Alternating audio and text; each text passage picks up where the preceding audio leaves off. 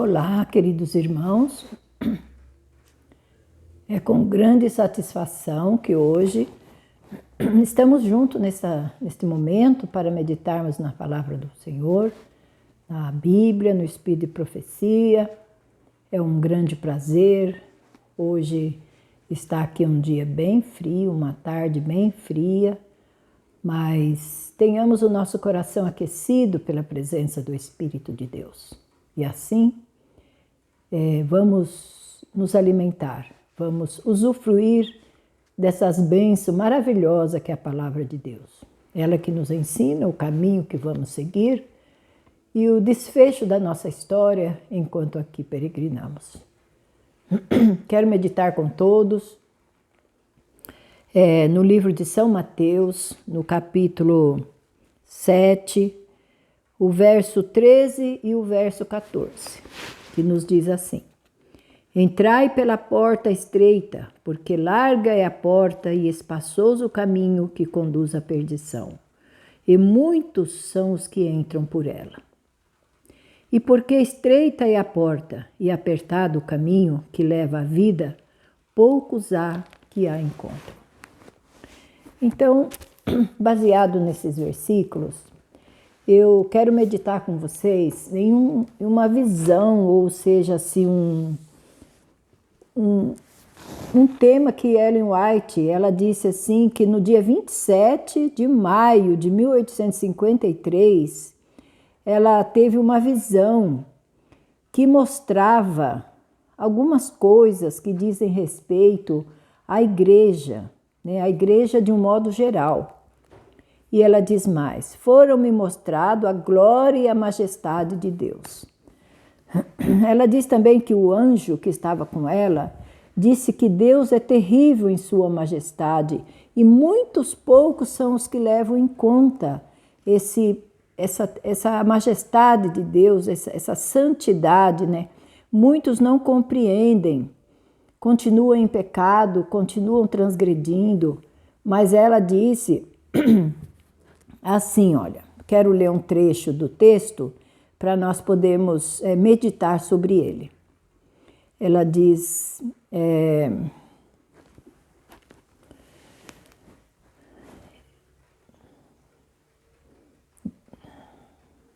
foram-me mostrada a glória e a majestade de Deus, disse o anjo. Ele é terrível em sua majestade, contudo não o compreendeis. Terrível é a sua ira, e no entanto vós o ofendeis diariamente. Porfiai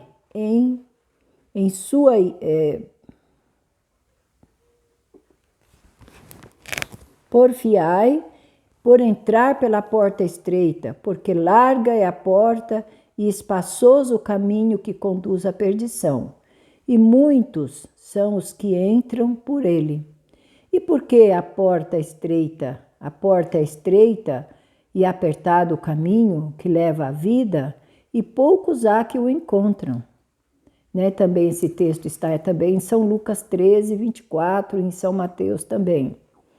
Aí ela começa a explicar o seguinte, ó, esses caminhos são distintos, separados, em direção opostas. Um leva à vida eterna e o outro à morte eterna. Vi a distinção entre esses caminhos e também a diferença entre as multidões entre esses caminhos. E também são opostos. Um é largo e suave, o outro estreito e escabroso. Semelhantemente, as duas multidões que o percorrem são opostas no caráter, na vida, no vestuário e na conversa. Os que viajam pelo caminho estreito conversam a respeito da alegria e felicidade que terão no fim da viagem. Seu rosto muitas vezes está triste e todavia brilha frequentemente em piedosa e santa alegria. Não se vestem como a multidão do caminho largo, nem com eles falam, nem como eles falam e nem como eles procedem. Um modelo lhes foi dado, um homem de dores e experimentado nos trabalhos, lhes abriu aquele caminho e o palmilhou. Seus seguidores veem-lhe os rastros e ficam consolados e animados. Ele percorreu em segurança, assim também poderão fazer os da multidão, se seguirem suas pegadas. Na estrada larga, todos estão preocupados com sua pessoa, suas vestes, seus prazeres pelo caminho. Dão-se livremente à hilaridade e o gosto e não pensam no termo da viagem nem na destruição certa no fim do caminho. Cada dia se aproximam mais de sua destruição, contudo, loucamente se arrojam mais e mais depressa. Como me pareceu terrível isso! Vi percorrendo a estrada larga muitos que tinham sobre si escrito essas palavras: morto para o mundo, próximo está o fim de todas as coisas. Estai vós também preparados? Pareciam precisamente iguais a todas aquelas pessoas frívolas que em redor se achavam, com a diferença única de uma sombra de tristeza que lhes notei no rosto. Sua conversa era perfeitamente igual à daqueles que, divertidos e inconscientes, se encontravam em redor, mas de quando em quando mostravam com grande satisfação as letras sobre suas vestes, convidando outros a tê-las sobre si. Estavam no caminho largo e, no entanto, professavam pertencer ao número dos que viajavam no caminho estreito. Esta foi a visão que Ellen White, nossa querida irmã profetisa, deixou para nós escrito, para nós podermos meditar bastante na situação geral, né, da igreja. Eu acredito que Ellen White está falando aqui do adventismo, né? Todos os grupos adventistas que hoje professam fé na mensagem do terceiro anjo, que hoje professam estar caminhando nessa estrada para o céu em busca de um preparo para a volta de Jesus.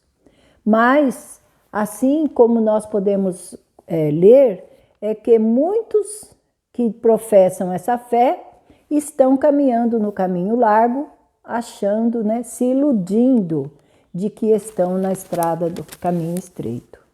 Nós podemos meditar que nós, como povo do advento, dos últimos dias, né, vivemos no último tempo da graça, nós somos um povo especial de Deus, mas nós temos a verdade presente que nos prepara para nos encontrarmos com Jesus.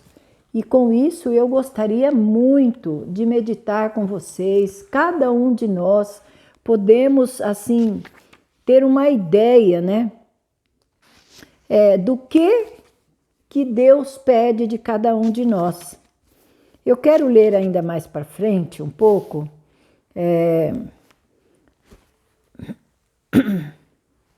na página 254, eu quero ler com você aqui. Eu quero ler primeiro a página 240. Só um trechinho, diz assim: muitos professam estar ao lado do Senhor, mas não estão. O peso de todas as suas ações acha-se do lado de Satanás. Por que meio havemos de determinar de que lado nos encontramos? Como eu posso meditar na minha vida, fazer uma reflexão diária? Como eu posso estar? Que lado eu posso estar? Ou eu estou do lado de Satanás, ou eu estou ao lado do Senhor. Aqui ela diz que muitos professam estar ao lado do Senhor, mas não estão. Estão do lado do inimigo. Porque as suas ações estão pesando mais para o lado de Satanás do que as suas boas ações para o lado de Cristo. Aí ela dá aqui uma ideia, né, de como é que eu posso meditar na minha vida. Ela pergunta assim: quem possui o coração? De quem é o meu coração? Em que os nossos pensamentos estão mais centralizados? Meus pensamentos estão mais centralizados em quê? E pergunta mais: sobre quem gostamos de conversar? Quem possui nossas mais calorosas afeições e melhores energias? Se nos achamos do lado do Senhor, nossos pensamentos serão com Ele e nossos mais suaves pensamentos são a seu respeito. Não temos amizade com o mundo. Tudo quanto temos e somos consagramos a Ele. Almejamos trazer sua imagem e respirar seu espírito, fazer-lhe a vontade e agradar-lhe em tudo. Então, esse é um pensamento que ela deixou aqui para nós, de como é que nós possamos meditar na nossa vida, no nosso dia a dia, né? O que mais foi que eu pensei hoje? Quais foram os meus planos de hoje? Meus pensamentos estiveram mais do lado de quem? Do lado do mundo, das coisas que o mundo me oferece, né? Ou no lado da minha vida espiritual? Eu estou mais preocupado com a minha vida material ou com a minha vida espiritual? Eu posso meditar sobre isso e posso ter uma ideia, né, de que lado, se eu fui 100% do lado do Senhor, se eu não fui, eu preciso procurar estar 100% do lado do Senhor. Diz aqui: as coisas espirituais não se discernem, pois são olhadas com olhos amantes do mundo, os quais não podem apreciar o valor e a glória do divino acima do temporal. Então, quando eu medito sobre a minha vida, eu preciso ter a consciência, né? Para onde pesou mais os meus pensamentos? Para onde a minha preocupação ficou mais aguçada? E aí, o que eu devo, né, me conscientizar? De que eu preciso buscar a Deus, né? Porque diz aqui que a minha vida espiritual, eu não vou discernir as mensagens do céu, eu não vou discernir o amor de Jesus na sua plenitude, se eu estiver olhando para essas coisas com olhos mundanos, né? É o que diz o texto aqui. Diz aqui: os olhos amantes do mundo não deixam a gente discernir as coisas espirituais. Aí o que vai acontecer, né?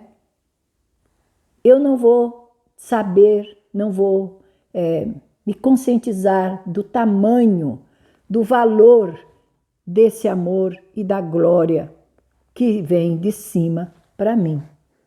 Eu passo, como diz o ditado, eu passo batido as bênçãos durante o dia. Eu não vou perceber quantas vezes o anjo do Senhor esteve próximo de mim e eu nem percebi. Eu não vou perceber quantas bênçãos foi derramada em cima para mim e eu não dei valor.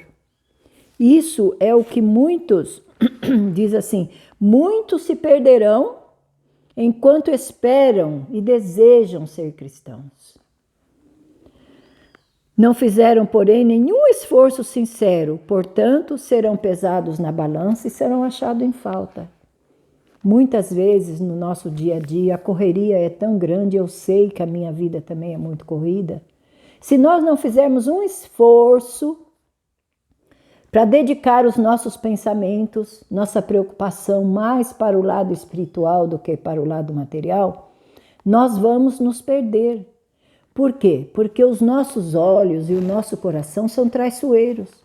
Eles não querem olhar para o invisível, para aquilo que os meus olhos não conseguem ver. Só a minha fé consegue captar as bênçãos celestiais que Deus tem me mandado diariamente. Então é preciso que nós possamos levantar os olhos sempre para o céu e compreender que se Deus tirasse de nós as bênçãos por um momento, nós estaríamos perdidos. Então é preciso, diz aqui, ó, na página 251, tem um trechinho de 3 linhas que diz assim: há 3 palavras senhas na vida cristã, as quais precisam ser atendidas se não queremos que Satanás venha furtivamente sobre nós. Vocês sabem quais são essas 3 palavras senhas, né? Eu me lembro que o irmão Mauro sempre cita essas 3 palavras senhas nas suas pregações, muitas vezes nos seus contatos conosco. Ele diz 3 palavras senhas. Quais são? Vigiar, orar e trabalhar. 3 coisas que nós devemos ter sempre em mente. Precisamos desses 3 valores, e isso se faz como? Através da fé, né? Essas 3 palavras senhas, nós precisamos tê-las conosco. Vigiar, estar sempre vigilante, estar sempre orando e estar sempre trabalhando. Porque aí Satanás não vai ter oportunidade para nos derrubar, né? Para nos tirar do caminho certo. Aqui também, eu estou lendo, acho que eu esqueci de comentar com vocês, eu estou lendo o Testemunho Seleto, o volume 1. E agora eu quero ler na página 253, que diz assim, ó: a conversão é uma obra que a maioria das pessoas não aprecia. Não é coisa pequena transformar um espírito terreno, amante do pecado, e levá-lo a compreender o inexprimível amor de Cristo, os encantos de sua graça e a excelência de Deus, de maneira que a alma seja possuída do amor divino e fique cativa dos mistérios celestes. Olha, não é coisa pequena, não é coisa de pouca conta a conversão de uma alma. A minha conversão, eu tenho que trabalhar na minha conversão todos os dias. Não é porque eu me converti há 50 anos atrás que eu vou cruzar os braços, agora eu já estou pronta, não preciso fazer mais nada. Mas, na verdade, o que acontece? Eu preciso trabalhar na minha conversão todos os dias, porque não é coisa fácil transformar, mudar um caráter amante do mundo para ser transformado em um caráter amante das coisas celestiais. Isso é o que Ellen White fala e é uma realidade. Ela diz assim: rogo-lhes, irmãos, que examine o coração diligentemente, indagando: em que estrada eu estou? Em que estrada eu estou viajando? E onde findará ela? Eu preciso saber, irmãos. E como eu vou saber? Pelas minhas ações, como nós lemos lá naquele texto que já li. Com quem é a maior parte? Onde estão meus pensamentos? Onde estão os meus gostos? Onde está a minha alegria? Minha alegria está aqui nas coisas terrenas ou a minha alegria está no final do meu caminho? Então eu preciso estar sempre meditando nisto. Não é coisa fácil transformação do caráter. Ninguém se julgue um ao outro, porque só eu sei do meu e você sabe do seu. Você sabe das suas lutas e eu sei das minhas lutas. Todos devemos orar uns pelos outros, devemos respeitar uns aos outros, porque coisa fácil não é fazer essa mudança. Somente pelo Espírito Santo, pela oração, pela vigilância e mantendo nossa mente trabalhando nas coisas de Deus, para que aí então o nosso caráter, ele vai sendo aos poucos, nós vai se acostumando com essa nova vida. Nós vamos nos desligando daquilo que ficou para trás e vamos agora para frente, caminhando sempre em busca de sermos melhores, de estarmos mais perto de Jesus. Porque só assim nós vamos fazer aquilo que Deus pede de cada um de nós. E eu quero ainda ler mais um trechinho ainda com você, para que você possa assim ter uma ideia, né? Deixa eu encontrar aqui a página. 515. Página 515. Eu quero meditar com você algo muito interessante.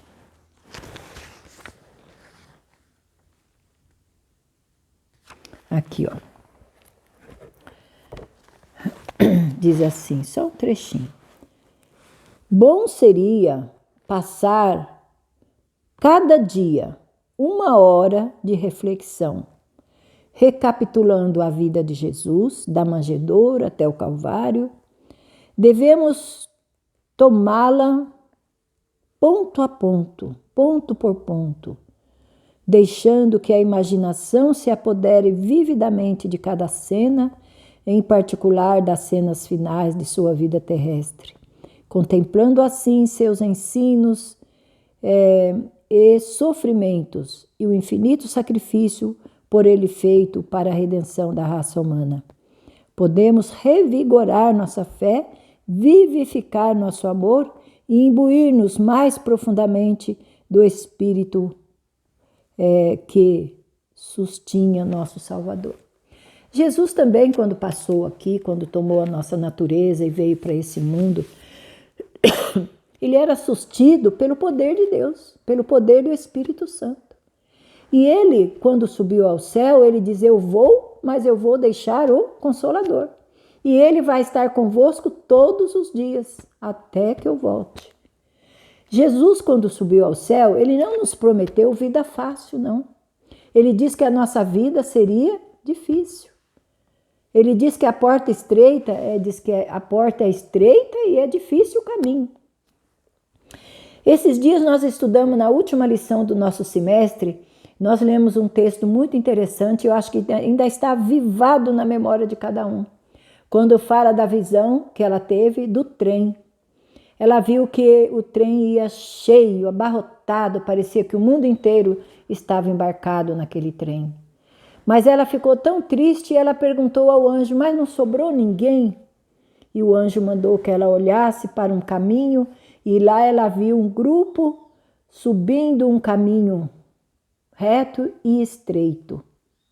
Esse grupo que está subindo esse caminho tinha o semblante cansado, sofrido, mas eles estavam alegres, unidos, porque eles tinham certeza que no final do caminho eles iam adquirir a vida eterna, a grande recompensa.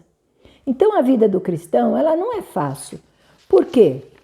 Porque nós precisamos desfazer-nos das coisas antigas, dos amores antigos, para nos apoderarmos do reino da graça. As duas coisas nós não vamos conseguir.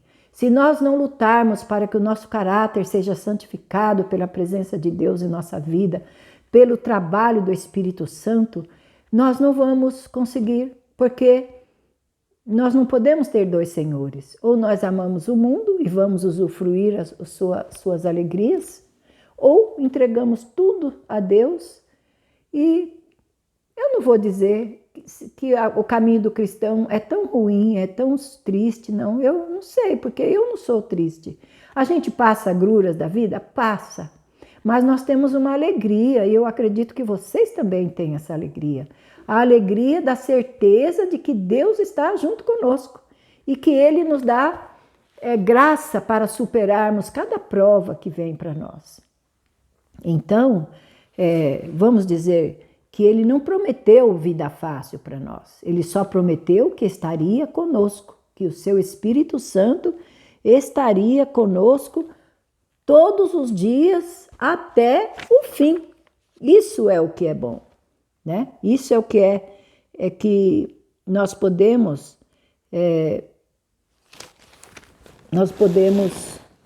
nos sentir alegres, satisfeitos.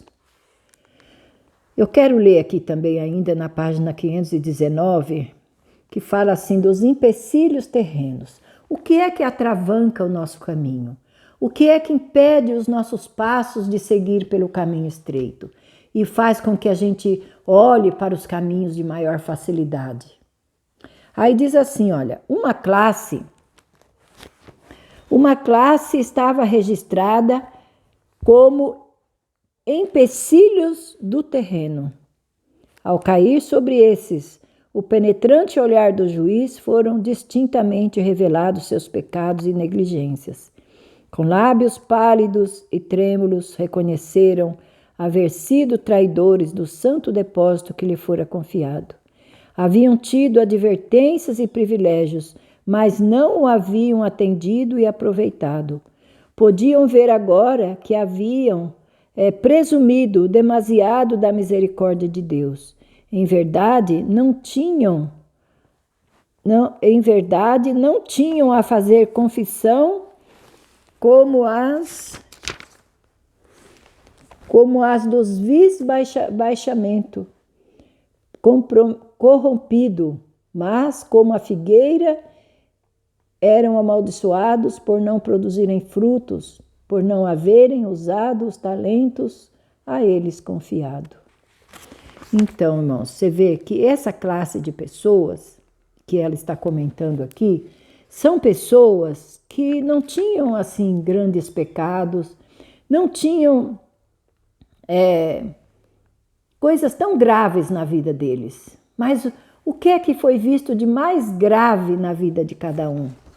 Foi que eles não partilharam, não produziram frutos, né? Porque nós precisamos, irmãos, produzir frutos dignos, né? Todas as nossas ações, usar os nossos talentos para a causa de Deus. Todos têm, pelo menos um talento, todos têm. Com esse talento ele vai angariar mais talentos. E aí diz assim, conquanto professassem ser servos de Cristo, não lhes trouxeram almas, né? Não trabalharam, não puseram seu talento para funcionar. E aí, muita gente pode dizer assim, né? Eu não tenho nenhum talento. Qual que é meu talento? Olha, a fala já é um talento.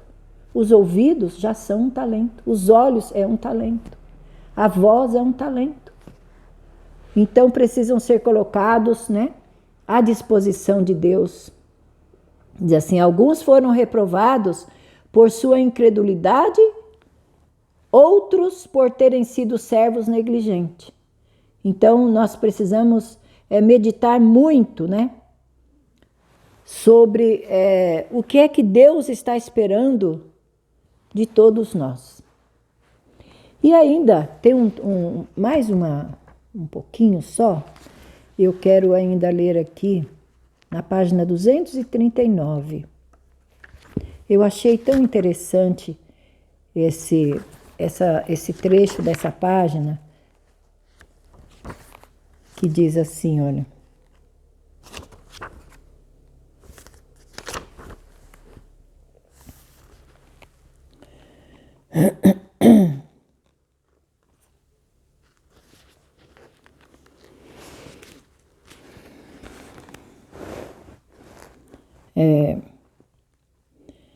Não permaneça numa atitude em que sempre necessites tu mesmo de auxílio e outros tenham de guardar-te para te conservar no caminho estreito. Podes ser forte para exercer influência santificadora sobre outros. Muitas pessoas têm capacidade para ser alguém, para iluminar outras pessoas.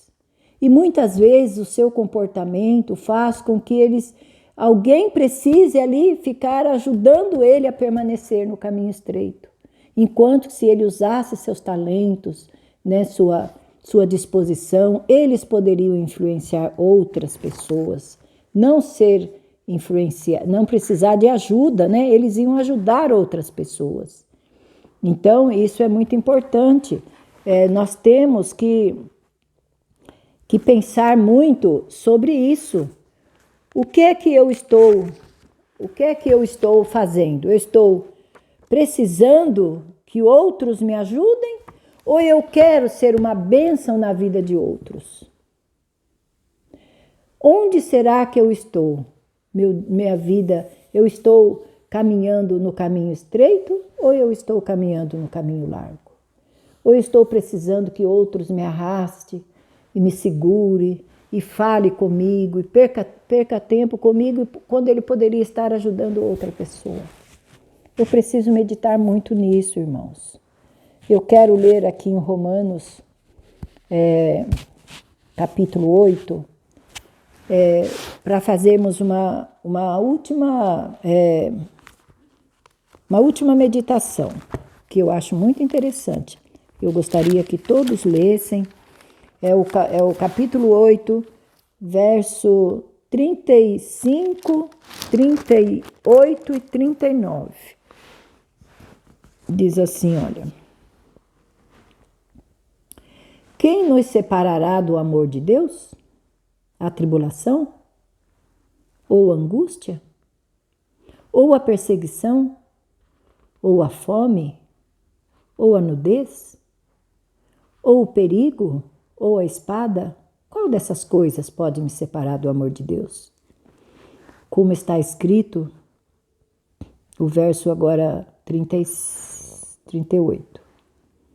Porque eu estou certo, Paulo falando, olha, porque eu estou certo de que nem a morte, nem a vida, nem os anjos, nem os principados, nem as potestades, nem o presente, nem o porvir, nem a altura, nem a profundidade, nem alguma outra criatura nos poderá separar do amor de Deus que está em Cristo Jesus, nosso Senhor. Então, muitas vezes passamos por tribulação, mas aqui diz aqui, será a tribulação que vai me afastar do amor de Deus? Será o que vai me atrapalhar? Será a perseguição? Nós estamos aí aguardando, né? Nós sabemos que vamos ser perseguidos, não como hoje. Hoje é coisa simples demais. Hoje a perseguição para nós é coisa que a gente supera facilmente, mas aquela que vai vir, não vamos pensar, será que é essa perseguição? Será que é alguém me perseguindo todos os dias, me aviltando, me criticando? Isso vai me separar do amor de Deus? Vai fazer eu mudar meu vestuário? Vai fazer eu mudar minha alimentação? Mudar meu jeito de viver? Será possível? A fome. Será que a fome pode mudar? A fome é difícil de passar, não é, irmãos? Quem sabe, quem já passou fome, deve saber como deve ser muito difícil, né? E a nudez? Que coisas essas vão me separar do amor de Deus? Pois é, irmãos. Mas Paulo, ele ainda continua falando que nada, né? Nem a morte, nem a vida, nem os anjos, nem os principados, nem as potestades, nem o presente, nem o porvir, poderão nos separar do amor de Deus, que está firmado em Cristo Jesus. Então, a nossa segurança hoje é estar firmado em Cristo. Jesus disse assim, eu sou o caminho, a verdade e a vida. Ninguém vem ao Pai senão por mim. Por que será? Por que será que ele diz que ele é o caminho? Porque ele é a nossa segurança. Nós estamos caminhando, o nosso caminho é estreito? É. Mas quem já passou ali antes de nós? Nosso Salvador trilhou esse caminho antes de nós. E ele nos garantiu vitória. Vamos encontrar problemas? Vamos. Famílias, amigos, colegas de trabalho, negócios, né? As coisas do mundo vão criar dificuldade? Vai. Mas isso não pode nos separar do amor de Deus. Vamos meditar sempre nisso. que é muito importante para a nossa vida espiritual, para o nosso crescimento e para a nossa edificação espiritual. Temos que procurar aceitar o convite. Vocês se lembram do convite? Está lá em... eu quero ler. Duas linhas só que eu quero ler para vocês. O convite, nós temos que lembrar que nós temos um convite, né? Nós somos convidados. Para que nós estamos sendo convidados? Estamos sendo convidados para assistir, para ir a um casamento. Nós somos convidados. E aí, esse convite diz assim...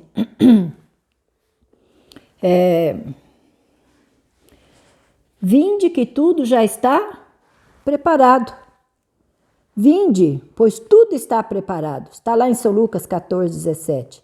Deus está pronto a aceitar cada um de nós. Ele está convidando, vinde. Vinde às bodas, as coisas já estão tudo preparado. A ceia já está preparada. Breve, ninguém sabe quão breve, né? O caso dos justos vivos vão passar. Só falta isso acontecer. Venha, vinde, preparemo-nos e nos alegremos e nos preparemos, porque esse convite nós não podemos esquecer. Nós estamos aqui na terra, mas nós estamos sendo convidados a participar de uma festa, né? Primeiro, nós vamos participar do juízo. Se nós comparecermos à sala do juízo, também nós permanecermos lá no livro da vida, nós vamos comparecer na sala do banquete. Nós vamos participar da ceia das bodas do Cordeiro. Quer coisa melhor do que essa? Quer um final mais feliz do que esse?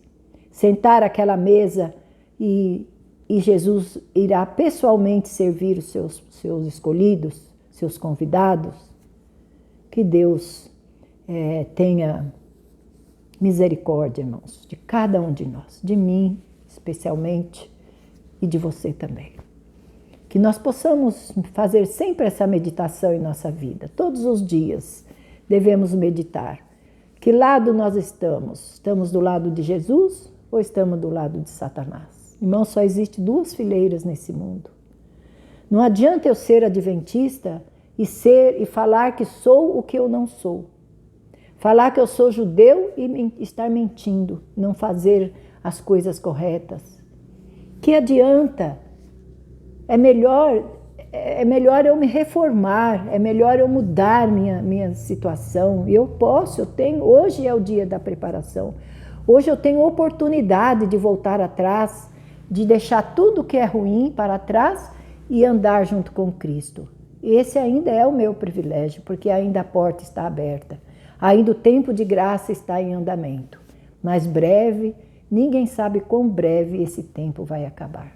Para nós que vivemos nesse tempo presente, precisamos estar consciente de que o tempo está acabando, o tempo está no fim.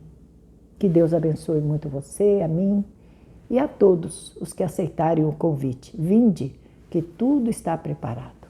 Saia do caminho largo, deixe as coisas do mundo para trás e venha para o caminho estreito. Porque é difícil, mas o fim dele é a vida eterna. Que Deus abençoe muito você, a mim, as nossas famílias, a todos os ouvintes e amigos que irão escutar essa mensagem. Que Deus esteja com cada um. Amém.